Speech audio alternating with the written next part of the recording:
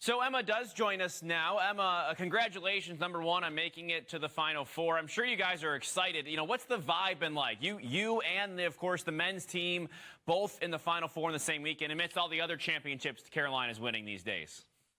Yeah, I mean, obviously it's an incredible feeling. It's, even though we've, been to the last 9 of 12 Final Fours or something like that, it's, it does take really hard work to get there. It's not something that you just can walk onto the field and expect to make it to Final Four weekend. So it's obviously something that we are always super grateful for. And, I think we're ready. I think we're really excited and getting, anxious, honestly, just to get up to Baltimore. So yeah, absolutely. I mean, going into the season, obviously, I know you try to tune it all out, but there was, of course, the expectations were high. Knowing who you had coming back, knowing who you had coming in. How were you able to manage the pressure as the season went on? Yeah, I think that the biggest thing was just kind of keeping to our own script and keeping to our own story. Even though like the media is putting a lot of stuff out there, people want to talk about, the team that we've kind of put together in the off season and this and that. Like, I think just kind of tuning those voices out and listening to our own story and staying within our team and within our program. And I think that's kind of been the key, just turning to each other and relying on each other to kind of write our own narrative and kind of ignore the other narratives that are out there that are being put out there by the media. So yeah, absolutely. That's important to stay within yourselves. Thinking about yourselves over the course of the season, obviously you had, of course, a great regular season and then, of course, a great ACC tournament too. Some close games, some closer than others. What would you say as the season went on was the biggest challenge for you guys to sort of overcome? Some things you worked on in practice or talked about that you needed to do better? Mm-hmm. I think just the biggest thing that, we had done well all year is just making those in-game adjustments.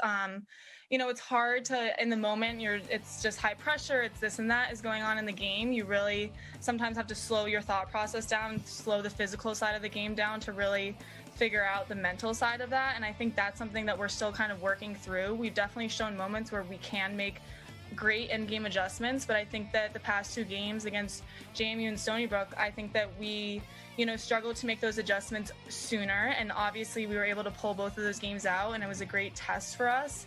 But I think that that's kind of something that we are looking to kind of, we can't always rely on our coaches on the sideline. We kind of have to make those in-game adjustments a little bit quicker, and once we start feeling certain things going in the other team's way. So I think that's something that we definitely are kind of trying to focus on for Friday. Sometimes that can be a little tougher, without a loss to learn from, because they talk about losses being such a learning opportunity, but you haven't had that. Like you said, it sort of had to happen as you guys have gone, right? Totally. Yeah. I think that, credit to Stony Brook. They gave us an amazing game last weekend. And I think we all felt that, like 8 minutes left and we're down by 2. We got there's no other time to start making adjustment other than that time in the game, right? So I think we all kind of got that scare and that feeling like, okay, we don't want it, like that needs to be made a little bit quicker. So even though we haven't experienced a loss, I think that we have experienced some close games that can definitely help serve us as, examples for leading forward. I wanted to ask you a little bit about your mentality, because I can relate to this as in my own athletic career back in the day, like the defender mentality, in which you were great in basketball as well. That's sort of what you were known for. Of course, now you come to North Carolina and that's what you're known for. Where's the edge come from? When did you figure out you had that sort of a feel on a sporting surface, doesn't matter where? Yeah, I think that I've always known that I've had kind of an intense, nothing kind of rattles me mentality, just growing up and playing multiple sports and competing at a high level in high school, no matter what the sport was. I always kind of was able to, just really, I never was able to like beat myself up. I never got into my own head and, I never was the reason for my own mistakes. I always kind of can play very composed and, I think that's like a really good quality of mine. And I think that's why I've been really successful for the defense here at North Carolina. And so I think that I have to say overall, though, like I think my whole unit kind of carries that same mentality. We're very just like calm, patient, when mistakes come or when goals happen, like our goal is to not let the same thing happen twice. So nothing really rattles us. And I think that's kind of definitely my mentality, and I think that's reflective of the whole unit as well. Yeah, I think that sometimes when you think of somebody who's great on the defensive side of whatever the sport could be, the short memory, involved with that, because the offense is the offense at the end of the day. Their job is to score, and that's going to happen. It's almost inevitable. Your job is just to prevent that. And like you said, the short memory and sort of bouncing back from that seems very important and on your mind too, right? And yeah, definitely short memory. And, as much as we want to kind of talk X's and O's, what happened in that specific play, we don't want it to happen again. At the same time, we don't want to dwell on it. We don't want to over talk about it, over communicate about it. If someone's like, that was me, I got it next time, we're like, okay, there's nothing else that needs to be said. So I think that we've done a really good job of doing that this year, and definitely we'll be looking to do that for Friday as well. So you've got Charlotte North again, and Boston College, of course, and the rest of the supporting cast around here is excellent as well, as you know. For your defense and yourself and Taylor Moreno behind you, what is the biggest sort of threat? What makes them so difficult, Charlotte North included? What makes her so tough to defend when you're looking at it from a scheme-wise aspect?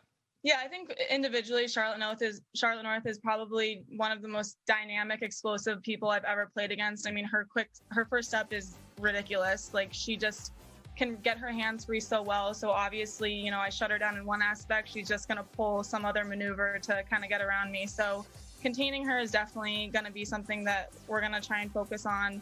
But at the same time, they do have 7 threats on the field. And so we can't just be worrying about her. And so I think we just got to know that everyone's going hard and everyone can go hard. You can't just take away one person and expect their offense to kind of stop, right? So I think that that's something that we're really focusing on, and just knowing that they're going to go really hard, 1v1, off ball, all that. And so just kind of having that same mentality that's brought us this far is going to be really important for Friday. Yeah, absolutely. We're excited for it. Before you go, we had to go off the radar here because I was looking up your bio.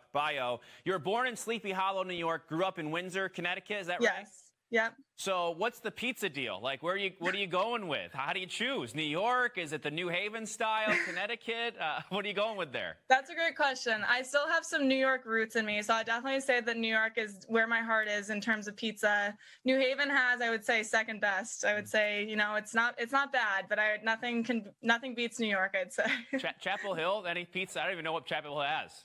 They have some New York lookalikes. Not quite. It'll do for being down south, but definitely nothing like up north. Yeah. The Krispy Kreme is more of the North Carolina style. Exactly. Yeah. Emma, we appreciate your time. Congratulations on the great season so far, and of course, an outstanding career you've had. Looking forward to this weekend and seeing you guys in action. Thank you so much. Appreciate it. Thanks.